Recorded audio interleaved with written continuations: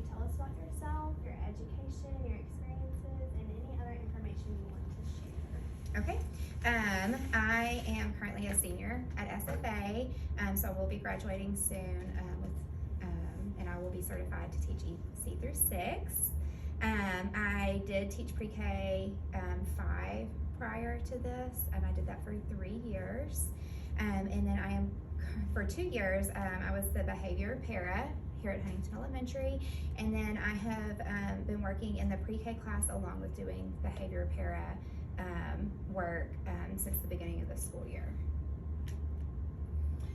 What does an engaging classroom look like where students are active in constructing their own knowledge and taking ownership of their learning? I think an engaging classroom looks like where students are not just either sitting in front of a screen or just sitting down doing worksheets. It's lots of hands-on activities, lots of group work, where the teacher can kind of circulate around the classroom, work either one-on-one with the student or in small groups to help get them further interested in the lesson. Describe your organizational skills related to work or school. So I have to write everything down. I work off of a calendar, and that goes for work, school, and my personal life. So I like to make lists. I like to have everything written down on a calendar. I'm a fan of highlighting it off whenever it's complete. To me, everything in my life has a spot, and that's where it goes. So I like for things to be very uniform and tidy. What would you say motivates you as a teacher? Speaking for the younger kids, seeing, because I did do pre-K for a while, seeing the excitement that they get whenever they're learning something new, or they even see their friend learn something new. That's very motivating to continue on and to see how interested they are in the different subjects, or for science, that seemed to be a big one with my pre-Kers. They really loved going out and exploring and manipulating things. So to see them sharing that is very motivating. Describe how you would communicate with parents and what information you would communicate to them. Okay, I think communicating with parents from day one is key. I think letting them know that you can have open communication. I think weekly newsletters are important, and having some sort, I don't know, like a lot of people use either GroupMe or you can message through Seesaw and things like that. So just having an open portal where they can message you throughout the day if there's any questions, or in the evening whenever the student comes home and they have work or they see a sad note or something like that in their folder, where they can have that open communication with you so you can work together as a team to make sure that the child is successful in class. What if one of your parents is not tech savvy, they don't choose to use that kind of platform? What would you do? So I know a lot of classrooms have take-home folders or binders. I know here at the Huntington they use leadership binders. I think having a spot in there where there is just an open spot for communication, whether it's a blank piece of paper or something, where you can have the parents write a response, or the teacher, please send a student to the office to pick up your folder. Having a spot, for you to write a letter, or the parent, and then have a response section, and even a spot for y'all to initial saying, okay, I've seen this, or something like that, so that technology doesn't have to be included, but it is something that the parent can look forward to seeing every day and check that space every day. What does response to intervention mean to you? I think that can go in 2 separate ways. Response intervention, RTI, can go behavior or academic. So it just depends on the needs of the child. Some children need academic intervention and behavior intervention, and some just need one or the other. Personal experience, I believe they both kind of go hand in hand. If a child is struggling academically, they're going to struggle with behavior. If they're struggling with behavior, they're usually not doing as well in school as they should be doing. But I think that all starts in the classroom. Making sure boundaries are set, rules are in place, and they're fully aware of those. They're aware of the consequences, and they're aware of any rewards they could possibly get. And I also think that communication with the parents plays a huge role in that. If the parents are on board, then you're going to be more successful with your interventions. Explain how you use assessments and data to drive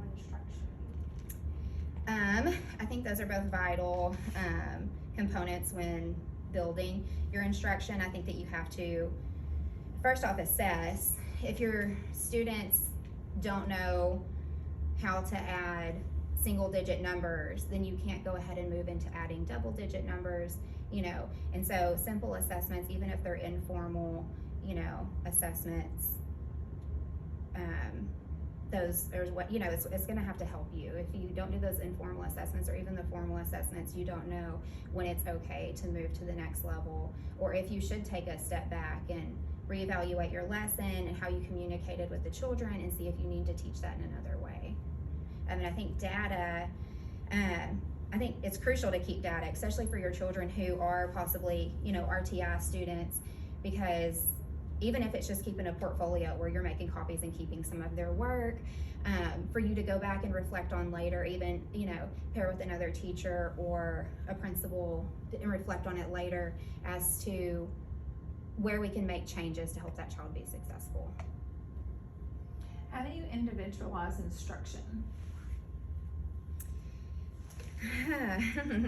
Let me see.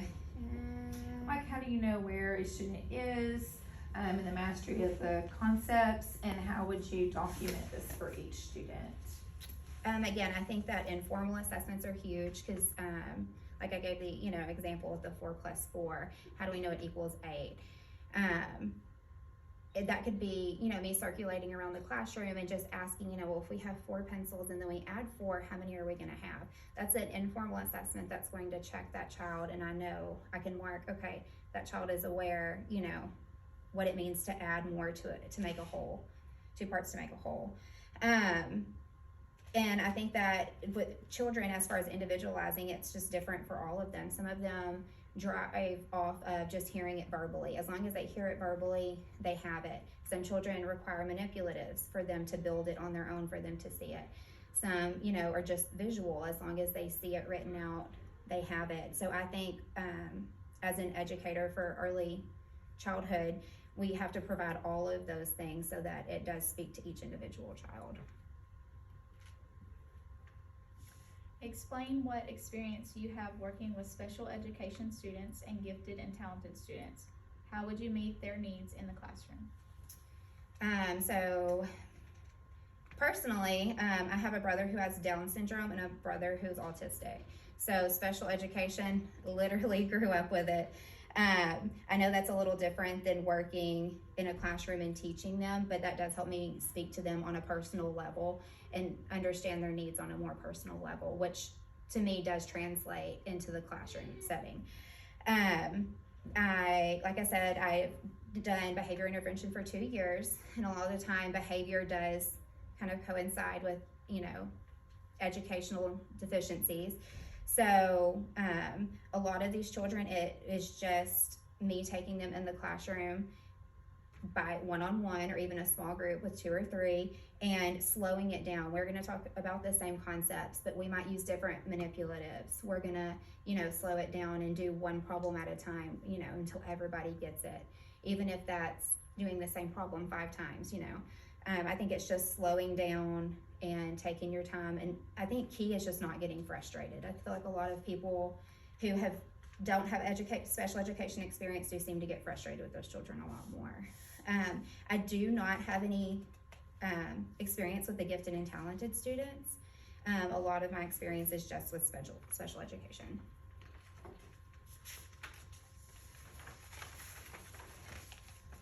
Okay, what are some strategies that you could use to help struggling readers within your classroom? I feel like that's kind of a trick question. Where are they struggling at in their reading and kind of what age level?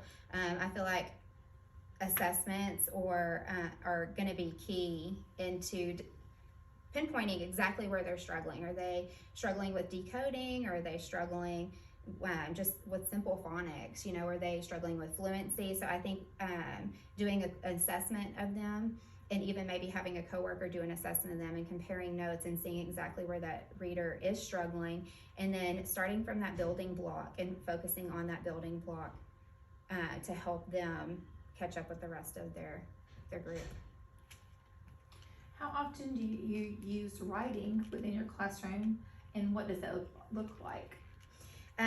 From past experience, like I said, we did pre-K, so writing within our classroom, names, we focused on names heavily and identifying the letters in our names. And for the first week we might just focus on the very first letter of their name, and we would write it dozens of times, on all sorts of things, even if they were just to write the first letter, and then I would complete their name. Like, my name is Bailey, so I would have them write a B, and then as long they did their B, I would finish their name, and then the next week we might move on to BA, and they would write the B and the A, and then I would complete it. So that's really what we focused on in our classroom: simple letters, numbers 1 through 10, and then name writing is what we looked at in the classroom. How do you make math relevant to students? Making math relevant. I guess going back to the example of 4 plus 4, I might not just say, okay, what's 4 plus 4? I might say, if Katie has 4 cookies and Piper has 4 cookies, how many cookies do we have all together? So including their names in it, and then something they're interested in helps it click with them. It makes it more personal, and it kind of helps engage them a little more. Tell us about teaching a math lesson to fit the varied learning styles within your classroom. Like we discussed earlier, I think hitting, as I wanted them to see it visually, I want them to hear it, I want them to be able to touch it, and move those pieces individually. And I think all of those things together are important when teaching any lesson. With math, I've had great result with them teaching it to somebody. So them pairing up in partners, after we've seen it, we've heard it, we've touched it, now you're gonna teach your partner. So they'll have them explaining it, these simple math problems. I've had great success with it, where they've kind of been able to move a little quicker because they're having to think about it a little more. It brings them into that higher level of thinking where they're now having to teach it, so they retain it a bit more. Why would you be the best person for this job? I think my experience with teaching pre-K, and then my experience in behavior kind of gives me, I guess the behaviors kind of gives me a leg up, because coming into such a younger grade, there are a lot of students who haven't been away from home before, who I might see some of these behavior issues that I have seen in upper grades, but this being their first time. I might have a couple strategies in my toolbox, or people that I can call and rely on, that I've already built relationships with, that can come into the classroom and help me, with my classroom management or whatever I'm having an issue with that pertains to that student. So it sounds like you'd be a great fit for lots of districts. Why Huntington? I like that Huntington is a smaller district. It seems that everybody gets along more as a family. And that everybody has a person to lean on. I do have a few different friends that work in the district, and that was one of their big things, that they love that they are actually a team. It doesn't feel like you're going and working just as an individual in a district. It feels like you're joining a team. Do you have any questions? I do. What do y'all have in place as far as behavior goes? Do y'all have Thank you, Jordan. What do y'all have in place as far as behavior goes? What for y'all's grades? Do y'all have, I can't even think right now, plans in place, like reward system in place that's school-wide? Is that all based like per classroom? What do y'all do what is y'all's behavior plan? Like, is it school-wide or is it classroom? I think it's kind of both. Okay. We have things within our classroom that we do to encourage the kids, and it might be something very spontaneous that week if we really need some extra help. But we also have double dollars, and we have a store that the kids can buy things when they earn enough double dollars to do that. So that's an encourager for them as well. And that does go grade-wise? Yes. I do like that, because it gives kind of something for the child to look forward to coming into school. It's not starting over every year. Right. Okay, so our next question is, What is more important, instruction or classroom management, and explain? I feel like they are equally important. First off, you have to have good classroom management. If you do not have a good hold on your classroom and the children don't know what's expected or what's coming next, then instruction is going to be just obsolete because you have to have full control of your classroom. With that being said, good instruction where it's reaching all students. So it being visual, verbal, and hands-on is also important, because if not, then your children are not going to be engaged. Therefore, it's going to come back on your classroom management. So I think that they kind of play hand in hand. How do you go about creating the sense of a classroom community that is focused on learning?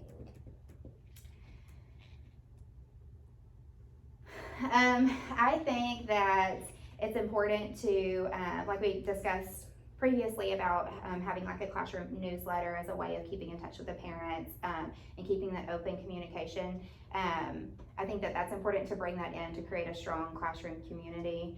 I think also, I don't know, ensuring that all the children feel respected, supported, and encouraged, not only by you, but also by their classmates. So like displaying their work, like something that they're proud of along the walls, even inside the classroom, but also outside the classroom. Let the other children within the school support them, encourage them, within their learning. I think that all of those things are important to create a strong classroom community.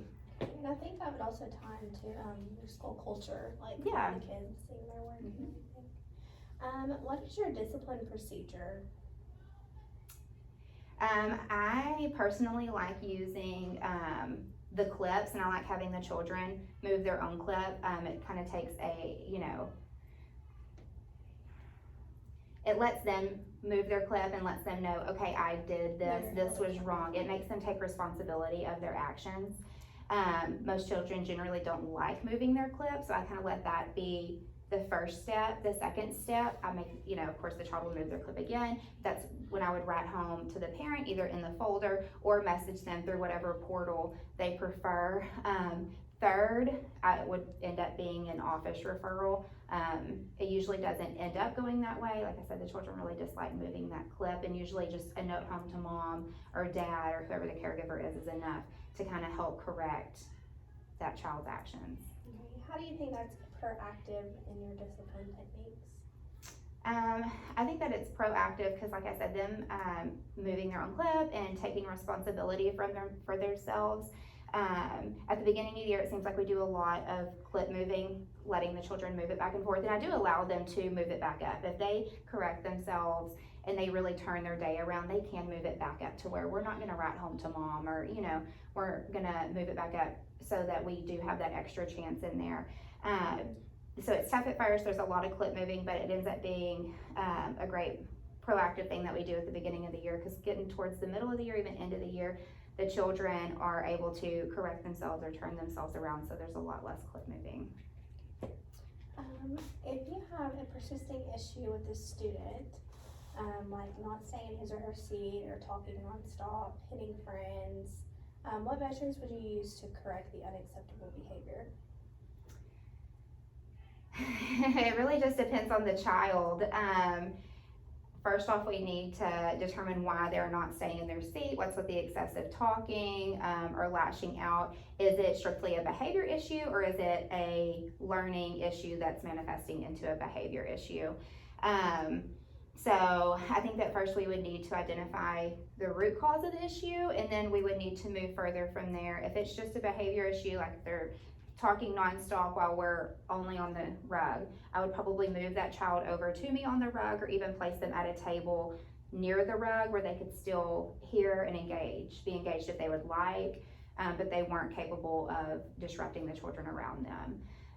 If it's an academic issue, then we would seek, help with the next step. How can we get this child on target where they need to be, and then hopefully that behavior issue would stop. Do you have any questions? I do have some questions for you. First off, do you require teachers to be ESL certified at this school? No, we have one teacher per grade level that is ESL certified, Okay, and they will take their ESL certification test, and then they'll get a stipend every year for that. okay. If there are multiple per grade level, does each teacher who is ESL certified receive that stipend, or is it, how do you? Every ESL student will go into one classroom. One classroom, okay. You asked about, what my, discipline procedures are. What are y'all's for the campus? What are your discipline procedures here? We have the $double store kind of as a reinforcement for our students.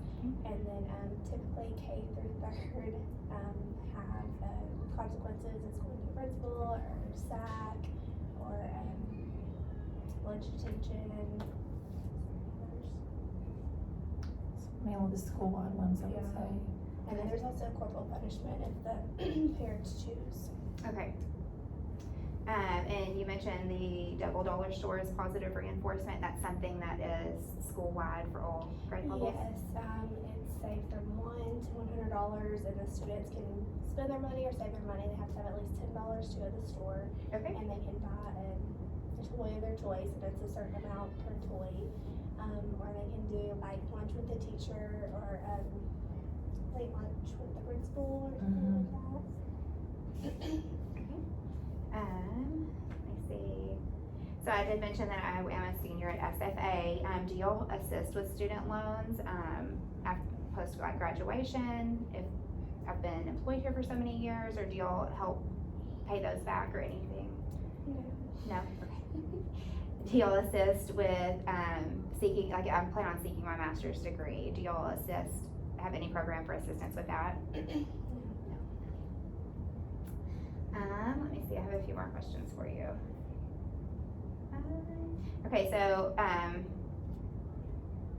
once hired, if I'm hired, do y'all have someone that would help guide me and assist me through my first few years of teaching?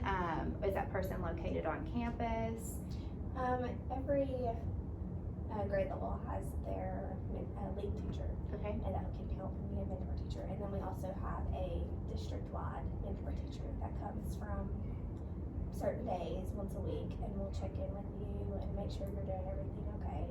And then she'll communicate with you, and then also the principals. okay.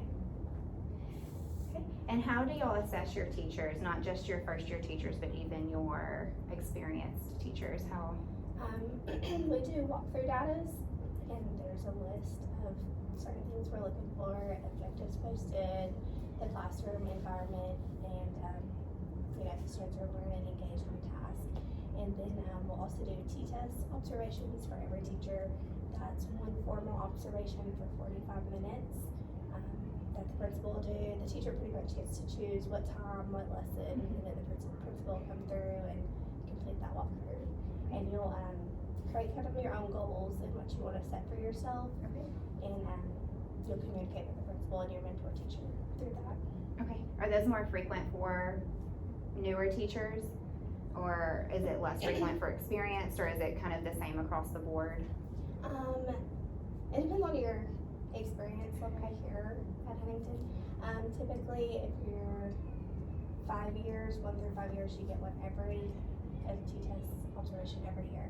And then after that, you can sign, I guess, a paper, and then you can be observed Every other year. every other year. And then that's like a whole administration team come in and observe your walkthroughs. Okay. We had previously discussed how I would like to communicate with parents, for the students that are within my classroom. How does the school communicate with parents? We do call-outs when needed. We have a Facebook HES page. Okay. We have Cecil if needed. Newsletters home. Okay. Did you say the website? We do District have website. a district website, HISD website, that we can post things to. For every campus has their own kind of webpage in that. Last question. So I will be, SPED certified as well. Is there a stipend for that? And I plan on teaching gen ed, but how would that work as far as bringing SPED kids into my classroom as well? This district doesn't,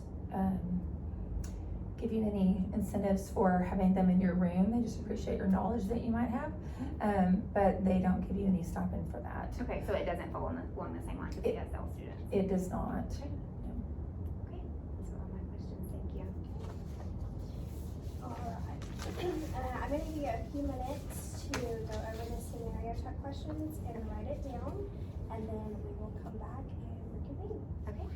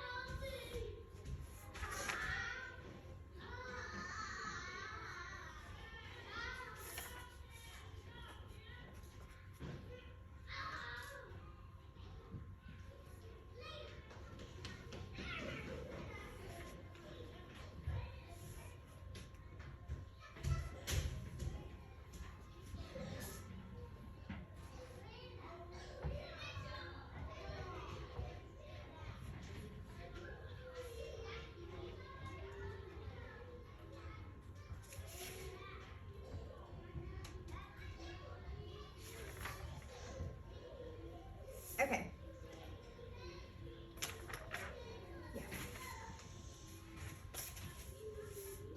First scenario type question. It states, one of your students, Jeremy, has been a persistent behavior disruption in class. You have observed him taking things from other students, name calling, and not being on task during learning time. In several instances, you have disciplined Jeremy by giving him recess detention and separating him from other students. He has not improved. Today, his mother is at school because Jeremy has told her that you have been picking on him and separating him from the rest of the class for no reason, and she is very upset. How would you approach a conversation with his mother at that time? I think the first, how would I approach his mother? I think the first thing I need to talk about is tone. With parents or people in general who come and are very upset, especially over something pertaining to their child, it can escalate really quickly. So I think firstly, when you talk about tone, I think I would approach her in a very kind, polite, and probably a very soft tone, which can be difficult for me at times because I'm very loud just as a person naturally. But in those instances, I do try to tone it down quite a bit and even tone my energy down quite a bit because that brings me into body language. I think that I would try to approach her not in a real aggressive manner. I probably wouldn't walk up to her really quickly. I would probably try to stand back a little bit. It just to be more respectful of her and let her understand that I'm not there to try to escalate the situation. Another thing is it doesn't really specifically say where she was at the school or if she approached or anything like that, but I would make sure whenever I spoke to her that I was in a place where we could have privacy, but I would also ensure that somebody on the administrative team was present with me while I spoke to the parent. So I would start there. Let me see. I would try to provide documentation of the incidents where he was bullying other children or name calling, or even whenever he was off task and possibly didn't, complete his work or took an extended period to complete it. I would make sure that I had all that documentation present just in case that I needed it. I would also try to explain to her the intervention strategies that we took or that have been implemented in order to try to resolve some of the problems, before we took the situation out of the classroom and even into the office.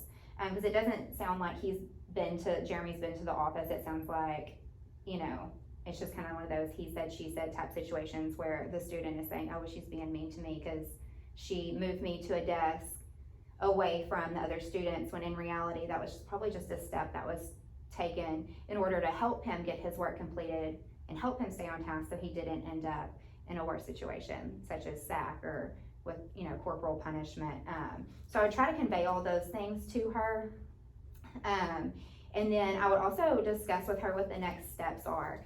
If moving him away from the rest of the class was the step that I took, I would make sure that she understood that if he couldn't get his work done there or whatever we decided to do, that the next step would be an office referral, so that she would see, that I was trying to help her child. I'm not trying to pick on him or be mean to him.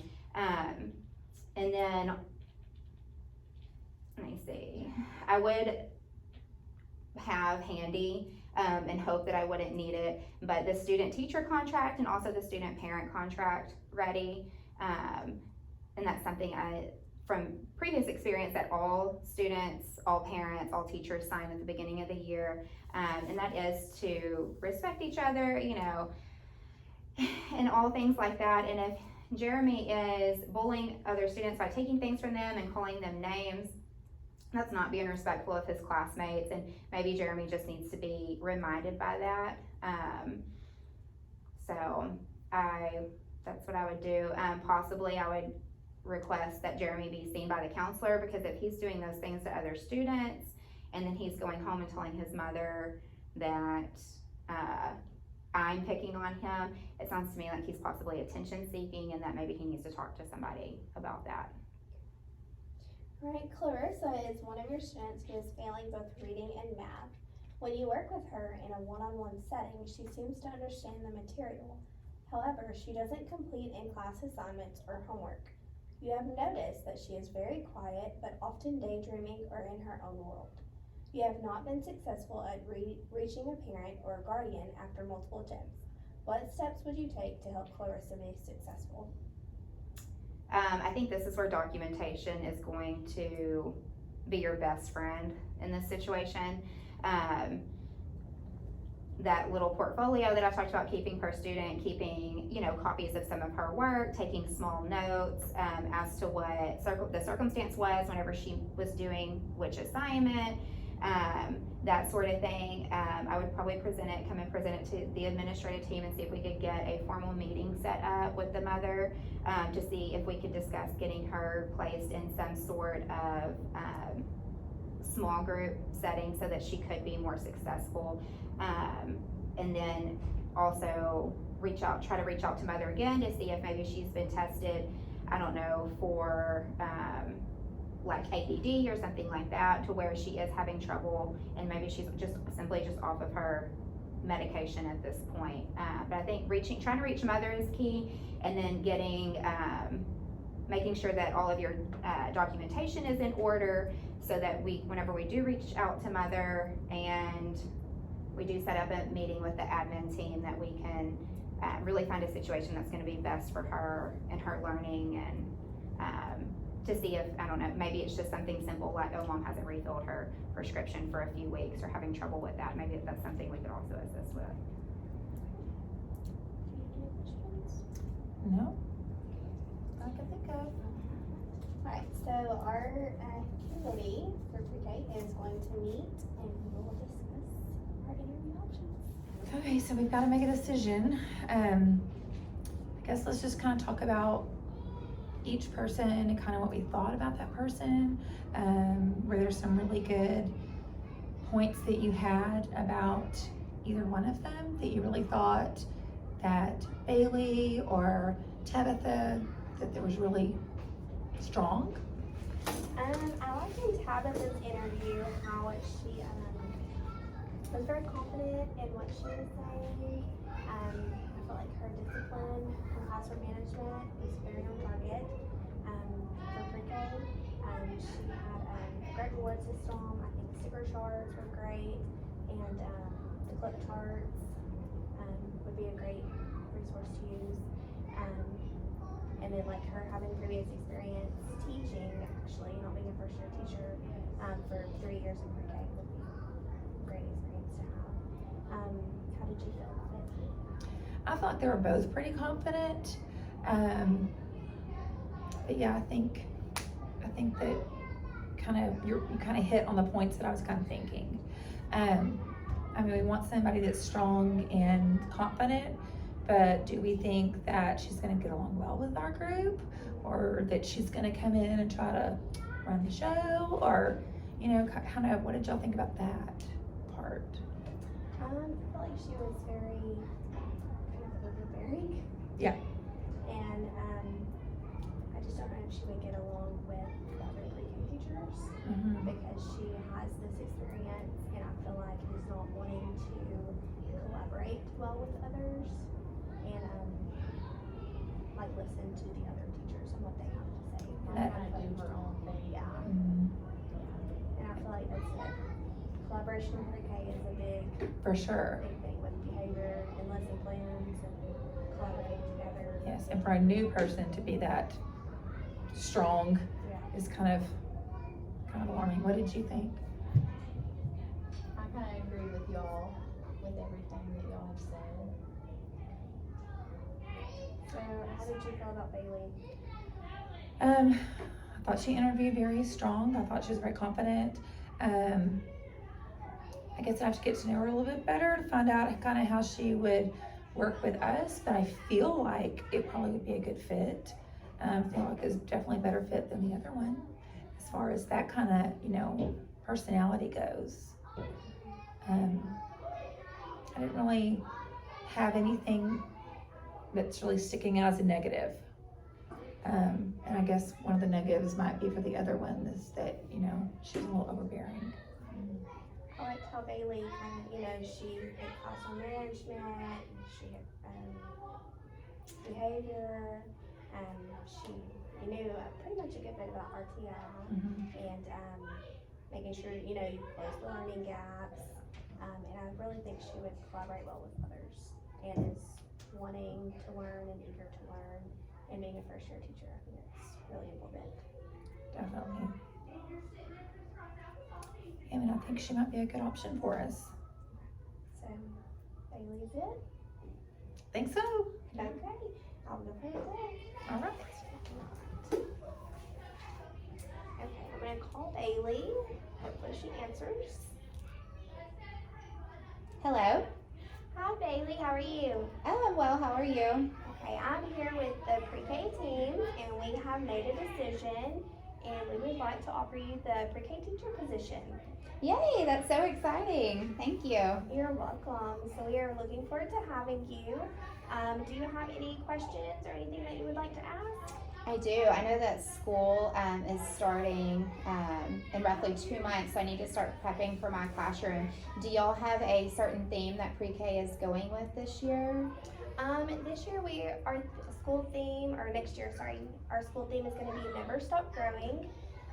So we are kind of doing, our vision for the kiddos is to make sure our kiddos are closing the learning gaps, and we are wanting them to continue learning. So we're kind of doing like plants and flowers, if you wanted to use that theme, or Okay. you could make your own theme.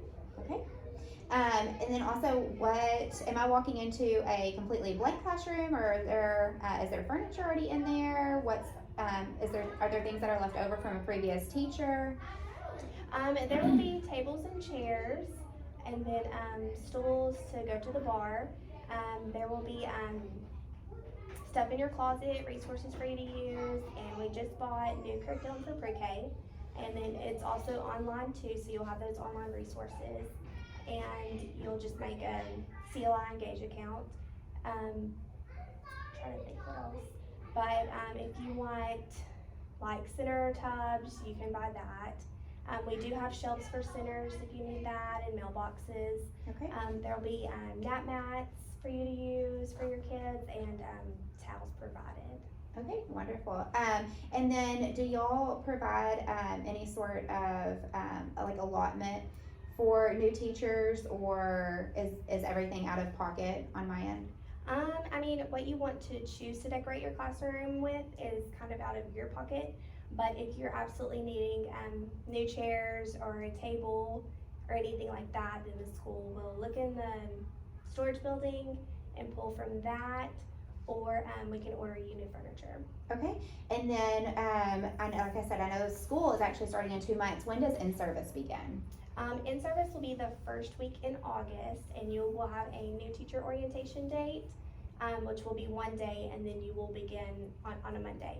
And then on Tuesday, you will begin with the regular staff. Okay, awesome. And then do I need to come ahead of time and fill out any paperwork or sign anything, or will I do all that with the new employees?